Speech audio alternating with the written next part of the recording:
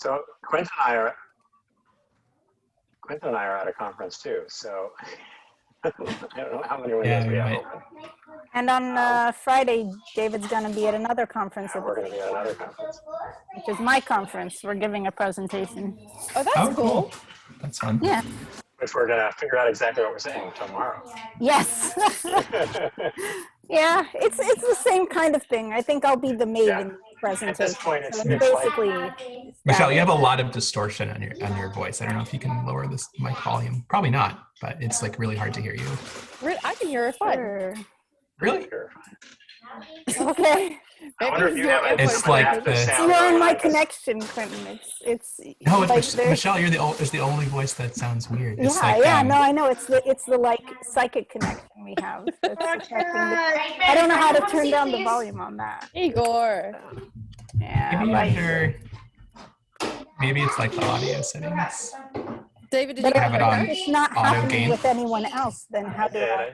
I'm getting pretty good at the COVID haircuts. Yeah, I don't know if I ever have to go to a barber ever again. No, there you go. No, it's looking really good. Okay, so back to conferences and stuff. So availability are people off on Friday? What's happening? No, everything. I think we've scheduled everything to still be the same. Okay. The main thing that I want to draw people's attention to is we just brought on probably about not quite a dozen new volunteers who are Quentin and my students. And we've also implemented the wonderful new Trello board ideas that you and Jody have put together. And I believe Quentin provided a link to those in the Slack. I think that, to the extent that people were still using the old Trello boards, I suppose they could continue to do that with any forms that were still there. But moving forward, we'd like to move things over to the new boards. We think they're more clear. That being said, Quentin and I still have to finalize some of the stuff at the end of the board. So if something comes in not at the beginning of the workflow, we're not quite ready for you. But new things coming in, we're gonna push through those new boards. So everything is kind of in a holding pattern on the original board, and they can keep. Yeah, I mean, if it's useful to people, they can keep using it. But I think our impression was that people weren't really using the Trello boards. No, they weren't. Yeah. So now it's like taking the ones that we're working on and pulling them across, and then taking the rest in the buffer. I think we can leave that. Well, I don't know. This is what we can decide here as a management team. My thought would be that it could be fine either way. I think since people haven't been using them, and the people who are working on older forms, by definition, are people who are experienced and sort of know what they're doing. And it's not as important that they come over for the structure. But I think all new forms we want to start on the new Trello boards. Okay, perfect. I'm not sure we need to migrate historical ones over. That might be more trouble than it's worth. Yeah, that was my thinking as well. Like whether we take them all across, or whether if we pick up older forms that already have work done on them, we can then migrate that card. Yeah, if there are forms that have not been started, putting them over there would be good. Okay, perfect. But it's Maven, for those of you who didn't see the work that Maven and Jody did, they really thought through things in a great way. And so basically now every column, well, now there are links in the Slack. Quentin put one. I mean to the document, I think. The overall document, which shows the. It's in our Google Drive. I think it's just called Workflows. Yeah, I'll drop it in the link. I'll drop a link for you, Michelle. Awesome. So thanks. We tweaked it a little bit because they had been anticipating using some automation that we didn't have. But basically, every vertical gets a checklist, and so you work through the checklist, and the last item on the checklist is move it over a column, and you move it over a column, and then they also added buffers, which make it easier to see whether or not something is actually done and needs to be moved to the next thing or is in process. And so those two innovations, I think, really made things a lot more concrete and easier to navigate. We had to be a little, we didn't have a uniform process in that in the first board, we pre-loaded all of the checklists for each of the columns, but as you move to subsequent boards, you then have to copy the checklist as you move from column to column. But it's it was the price we had to pay for not having automation, but I think it still works. reasonably smoothly, and it definitely provides more structure and scaffolding for new folks as they move through the process. And as I sort of told Spencer and I told the people during orientation, we don't expect that the to-do list is not a instruction manual as to like tell you exactly how to do everything. So there's a lot of information embedded in to-do items. But if you don't know what a to-do item is, then that should prompt a question for new folks to ask.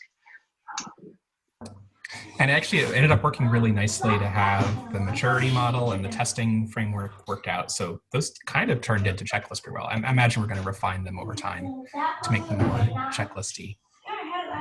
But it was a good place to start.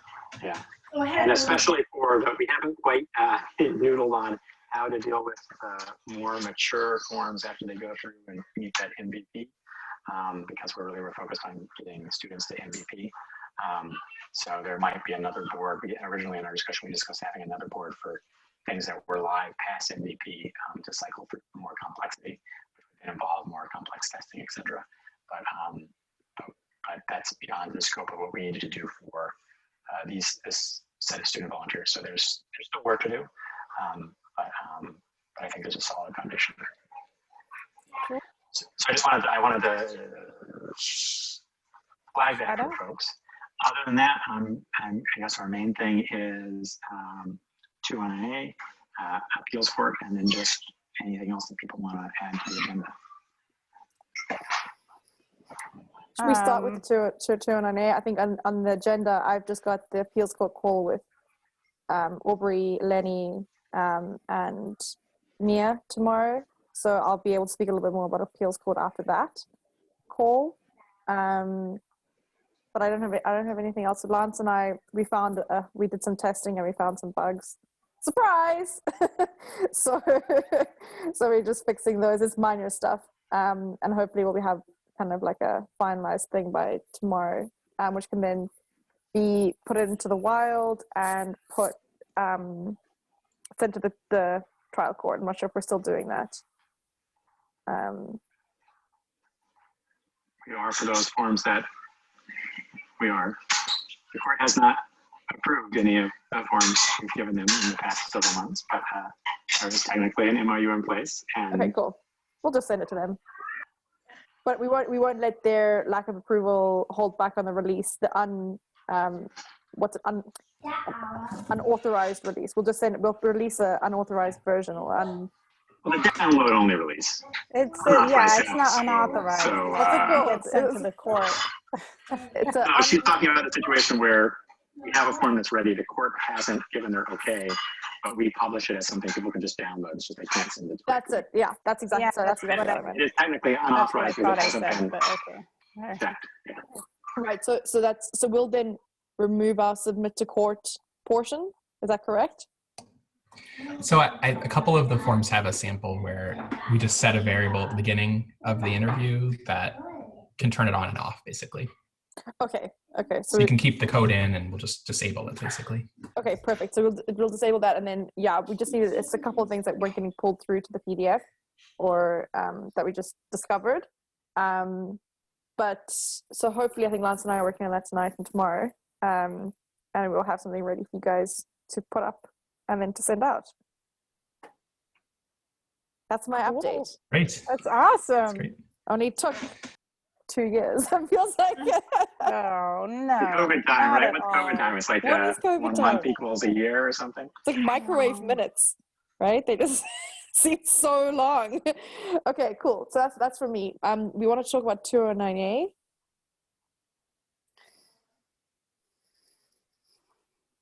So I don't know if we have anyone who can, maybe Kate, do you have any insights? Then messaging with Caroline about she was working on some edits to the affidavit that I looked over. It looks really good what she has. I think it does simplify it a lot, and I think will make it less, not that it was ever leading, but make it less leading, if it ever was. More palatable for the audience we are trying. Yeah. No, I think it looks really good what she has. I think there was like a few more things she's trying to work through. Let me see what else she said in her messages.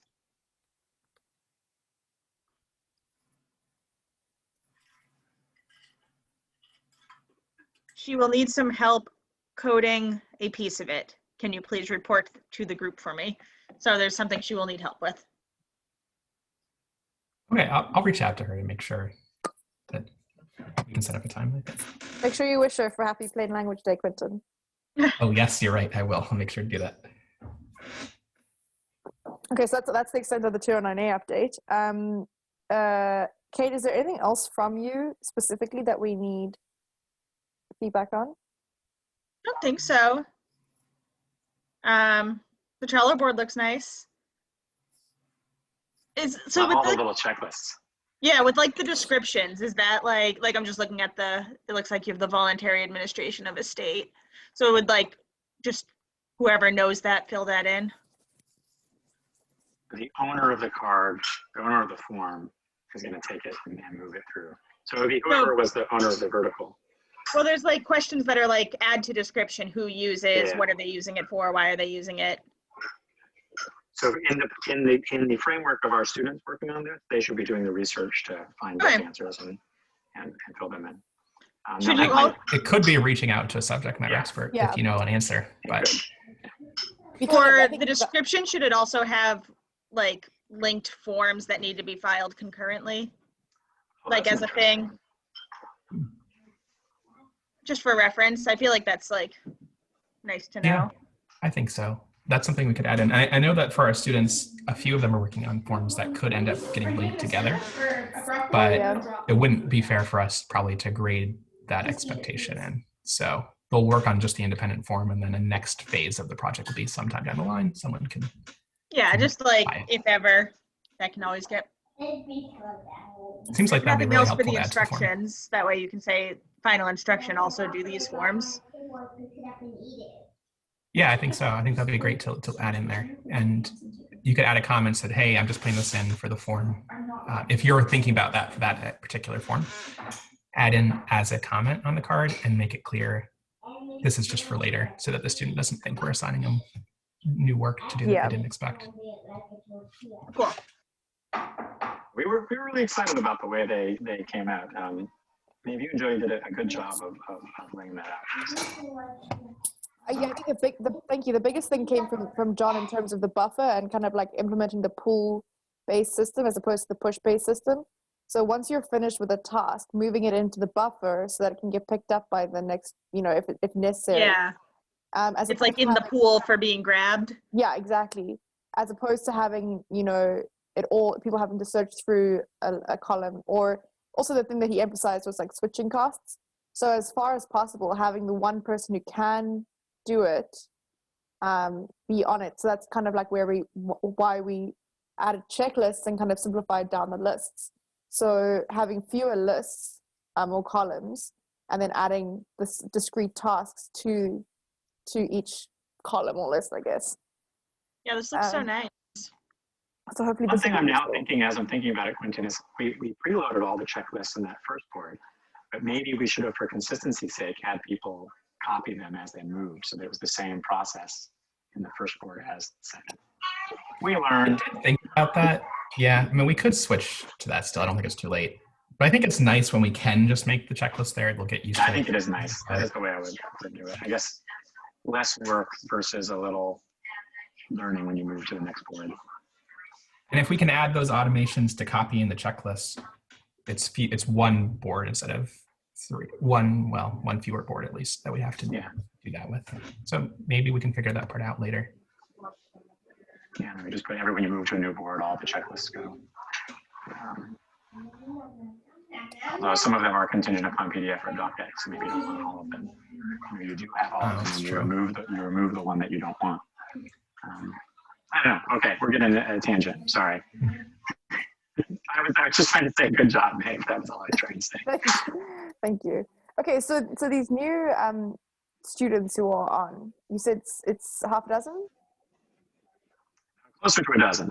Probably not quite a dozen. Sorry, a dozen. Okay, so and how did the kind of demo situation go this morning? How was that? I mean, we just showed them basically the Trello board. There's a video of it linked in the Slack channel right now. Okay. We opted not to make it entirely public as part of the, so it's an unlisted YouTube video. just because some of them we hadn't established beforehand that all the students were okay with like being out there for the entire world. Perfect. No, that's fine. Okay, cool. I'm excited to see some new faces on. Michelle, how are things going with you? I am just, for everybody, struggling with a few things in life right now and the rest of life. So might be a little rough. But other than that, I don't remember anything anymore. I developed, we already talked about the multi-user flow, and I worked that into the notice of limited appearance. I made a PR. I don't know if I told that to anyone or not. Or maybe I never made it. I don't know. I did that a few days ago. And I have been working on figuring out how best to, I've made the testing like steps, the steps themselves, for those who know what Cucumber steps are, into a package. So in such a way that the developer does not have to pull in does not have to write any JavaScript. I'm trying to figure out what the best way is for each of our repos to create the files that it does need to write automated integrated tests. I'm seeing if the organization can have an action that will deposit those in the correct repository with the correct values. Barring that, I can make an interview that lets people download the files and gives them instructions on how to put them into GitHub. And then they should be able to just run them. Still working on building the library of Cucumber tests that can be used, but now have to fix some old tests on prior repos that have the language prior to recent development, which I think I'll wait on for a little bit till that's more hardened, but it's pretty solid. This is stand-up stuff. Why am I saying stand-up? Yeah, people, just let me know. Let me know that. No. You were asked. It was asked. We sort of seem to have seamlessly moved into stand-up ahead of management. But that being said, well, there is a management thing that I keep wanting to say, which I think I said this somewhere. I don't know where anymore. That I was wondering if we wanted to basically give explicit permission to people to spend time on volunteering or contributing to voting efforts. Oh yes, you did mention this in the admin channel. I don't think we as a project are. People can volunteer their time however they. No. I understand. I'm just saying that as a volunteer project, people can volunteer however they'd like to spend their time, and I think you're entirely within. I think it's entirely copacetic for you to say, "Hey, here's some resources if you want to spend your time doing so." I just don't think we as a. I think there's a difference when you're like, I have like set aside my time for this volunteer project, and I have said to these people, I'm going to be working on your project, and then to go like, oh no, I'm not going to be working on your project right now, I'm going to be doing something else. So they have an obligation to us right now. Like there is obligation. I think we definitely say that, there are, we recognize your obligation is fluid and that you might want to spend some of your time doing something else. And here's a fun, really useful, something else. I just don't want to. I mean, we do have goals that we do want to move forward. I don't want to say, everyone. I want people to make their own. There's a distinction between saying you can, since you already sort of set how much time you can give to this project, give your own project, give what you need to, and saying take the time you would have spent on this and do it that. The main thing is, especially for those people who are involved as volunteering for credit or otherwise with the university, their hours definitely. The point is, you don't get credit hours for volunteering on, voter registration drives for your legal. I think there is a way to say for those who are volunteering for not for credit, whose volunteer time is not based on credit. What is it? I came up with language, and I'll tell it to you because that seems to be important right now. We'd like to offer our support in taking the time you have set aside for this project and for a little while putting it into, voting. I have the language somewhere. I can look it up and. Yeah, I mean, we definitely support people's decisions to spend their time as they think is most valuable to them during this I'm time. just saying announcing that and providing Yeah. some links is going to be more effective than not saying anything and assuming that people will come up with it on their own.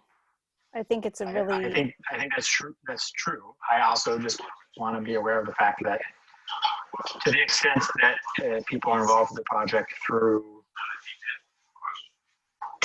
the university and through the Access to Justice Commission. Right, so as volunteer hours that are not credit hours, right? I'm just saying that through those official, I think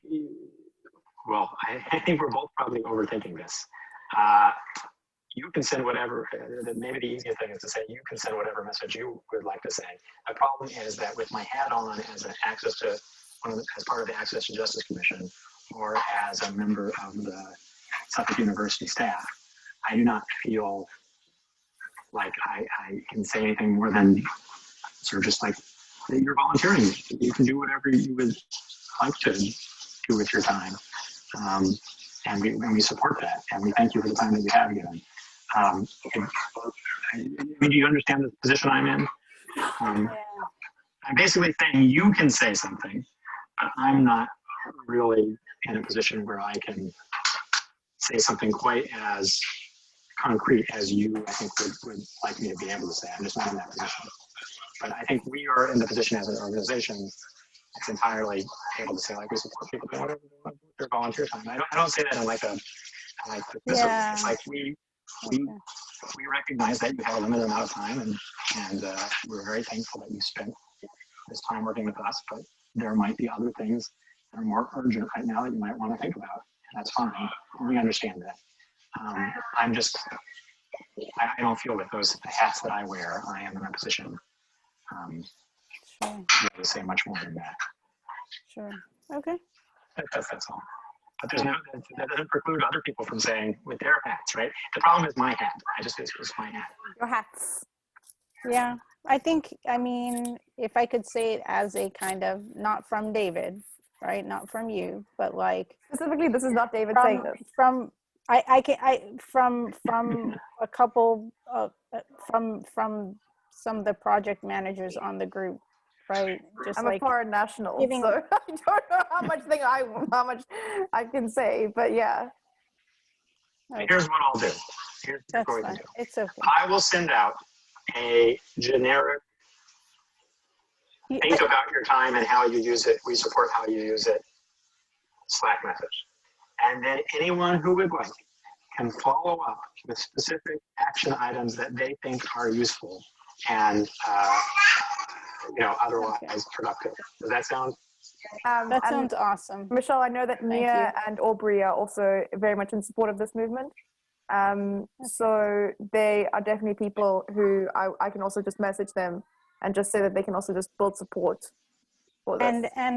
And like, yeah, I mean, I'd love to talk to them about that. Maybe I'll message them. We're having a call tomorrow at 10. About this specifically? No. So we're talking about the appeals court. But I'm sure if you can jump on in the last 15 minutes, last 10 minutes, I'm not sure how long the call's going to be. I'm sure you can jump on and just, and you can also jump on for the whole call if you're interested in hearing about the appeals court.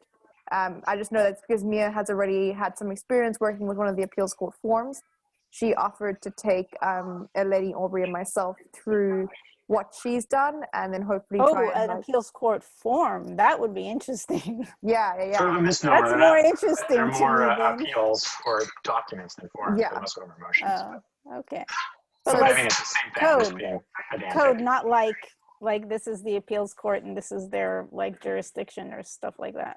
No. I think it's That's more what I'm specifically talking about the about. code. It's more about the code Okay. because it's about how she dealt with. Because as David says, they're not forms. That's not the right way to or to call them.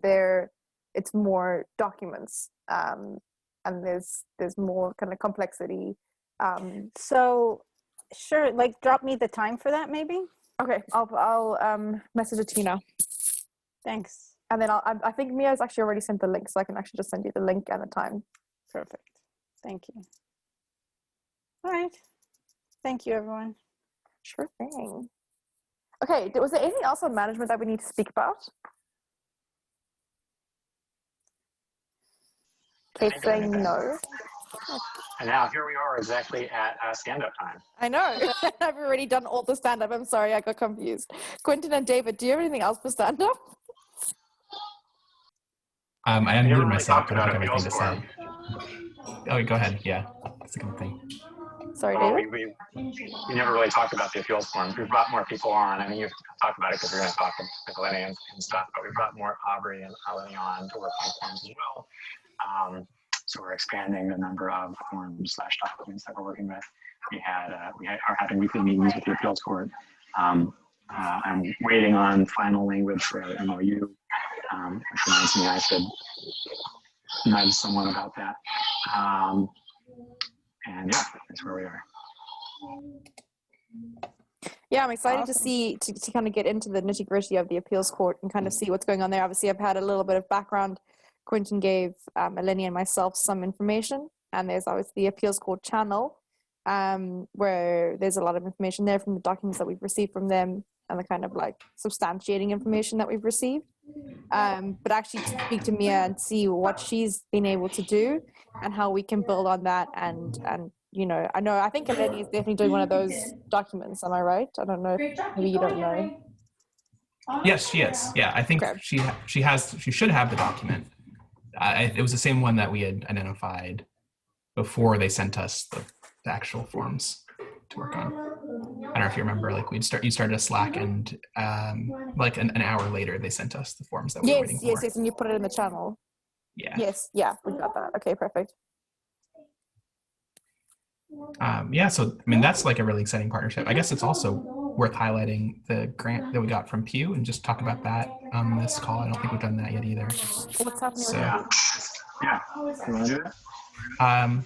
Sure. So Pew is funded us for basically 12 months, but we've used up the first month in negotiating the contract. So 11-month contract to do a replication in another state. And what they're really interested in is not the content we're producing. They really want to work on infrastructure for people to send forms to courts, especially using ECF. So the Tyler ECF XML case standard is probably the one that we're going to end up with, but they're ECF, I mean electronic case filing.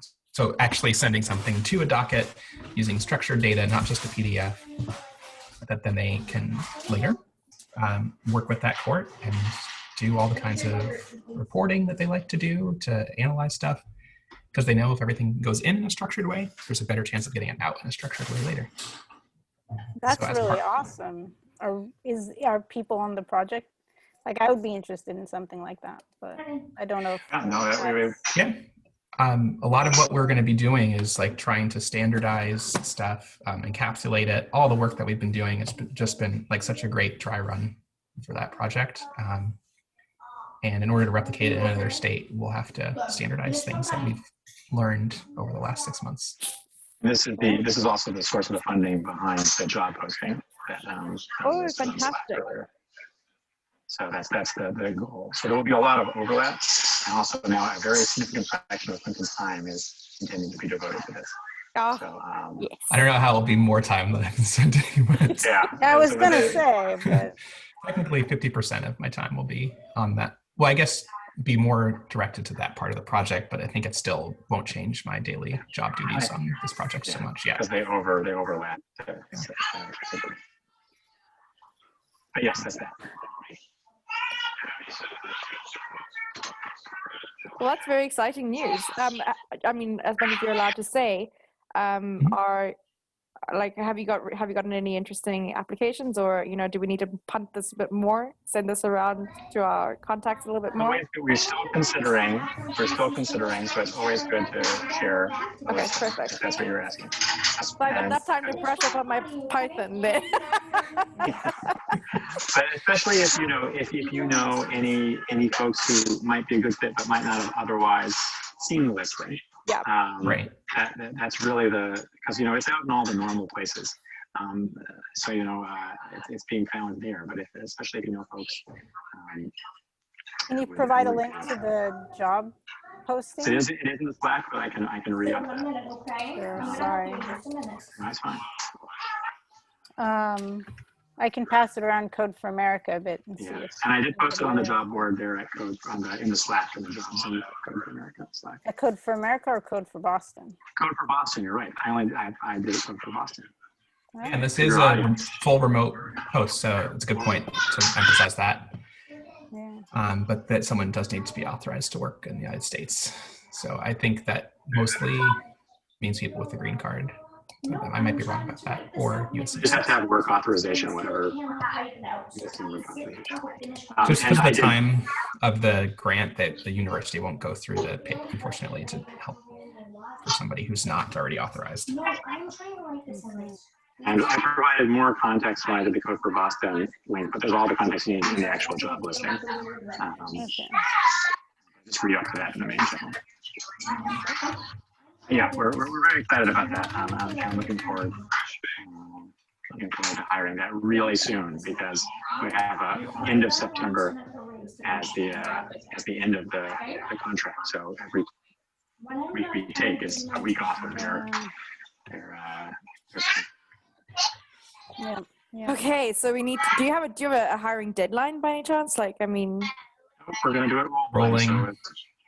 So as soon as we get sufficient, as soon as we find someone who's a fit, we're going to go with them. okay, So, perfect. Yeah, you can probably look at the resumes we've got later today and figure out if we want to interview people. So people can keep coming in. Yeah. We get in. Okay, cool. Is there anything else that we need to speak to on this meeting? We might want to flag, what are we going to do for Teaching Tuesdays, if we're going to do Teaching Tuesdays, since so many of us are at other conferences right now. Yeah. Another wrinkle is it's a Monday schedule at Suffolk. We pretend it's Monday. So I have my class at 2. Oh, nice. Yeah, I wonder if the thing is, it also doesn't always have to be Michelle and Quinton. I mean, now that we've got Luke on, I feel like he's also, and I think if we have it more as like office hours, which is kind of what it transformed into, we can know that that's an open time when somebody can be available to troubleshoot, to try and solve problems that we've tried to solve ourselves. And maybe we could just have a slot there and just somebody take point on that. I think that's right. It's just there has to be someone who's available. Luke, not this week. I'm also not sure, he's more familiar with coding, so he might be able to do coding concepts. I'm not as sure he's so familiar with DocAssemble itself, but maybe I've missed something. But I do feel like he'll get up to speed quicker than, say, somebody green like me coming in. Like, I mean, yeah. So I'd have faith in him being able to. I mean, what we could do is we could also just say, if you do have a question, you can put it in the coding channel, and, because we don't want to have somebody available and no one has questions that week, right? So, but I do think it's nice to have a time set aside where people do have that kind of set time to ask questions. I think it's like a good longer term discussion, but I was talking about immediately about today. Oh, I don't have any questions today, so unless it's how do you fix this thing? How do you get it to print? I don't know. I don't know why this thing isn't printing to the PDF.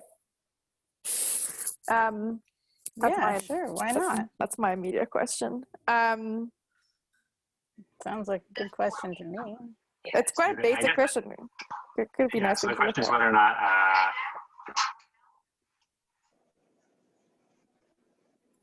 sorry, lost my train of thought.